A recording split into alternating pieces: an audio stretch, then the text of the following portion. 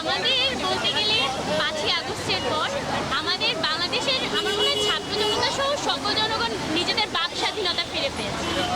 এই যে আর্টগুলো দেখছেন, এগুলো সব আমাদের নিজের ব্যক্তিগত যে মনোভাব কিংবা আমরা আমাদের দেশের জন্য যা চাই, আমাদের যে অন্তরে যে কথা, সেগুলোই আমরা চেষ্টা করেছি রংতুলির মাধ্যমে দেয়ালগুলোতে ফুটিয়ে তোলা।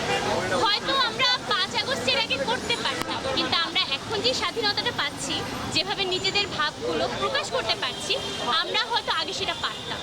এখানে যেমন এই যে ইন্টারনেট বন্ধ হয়ে যাওয়ার যে বিভিন্ন রিজনের কথাটা এখানে এরা ফুটিয়ে তুলছে।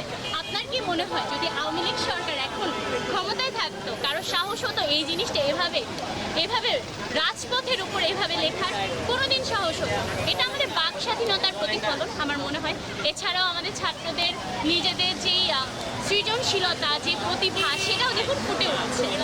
আগে হচ্ছে চারুকলার শিক্ষার্থীরা করতো, এখানে দেখুন কেউ চারুকলার শিক্ষার্থী নেই, হয়তো একজন আছে বা দুজন আছে, কিন্তু এখানে আমরা সবাই যারা সবাই স্কুল কলেজের শিক্ষার্থীরা, আমাদের নিজেদের প্রতিভার যে বিকাশ সেটাও হচ্ছে, সাথে আমরা নিজেদের কথাগুলো যে এভাবে উপস্থাপন করতে পারছি, সেটা হয়তো কিছুদিন আগে অবধি আমরা কোনোদিন ভাবতে পারি।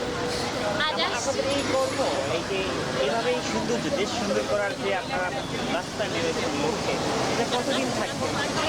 আজীবন থাকবে। দেশ সুন্দর করার লক্ষ্য ছাত্রদের বা বাংলাদেশের যে কোনো জনগণ আজীবন থাকবে। সবাই নিজ নিজ জায়গা থেকে চেষ্টা করে।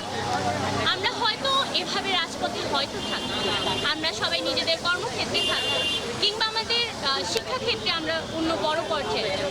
সেই ক্ষেত্রেও দেখা যাবে আমরা আমাদের দেশের জন্য উন্নতির জন্যও কাজ করছি।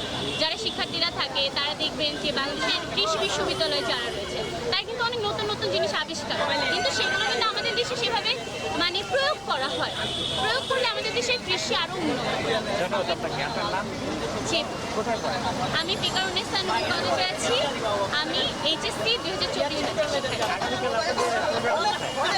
আগামীকাল আমরা এখনো ঠিক করিনি। আজকে যদি এখানে শেষ হয়ে যায় তাহলে আমরা চেষ্টা করছি লন্ডনে করার কিংবা বৌদ্ধ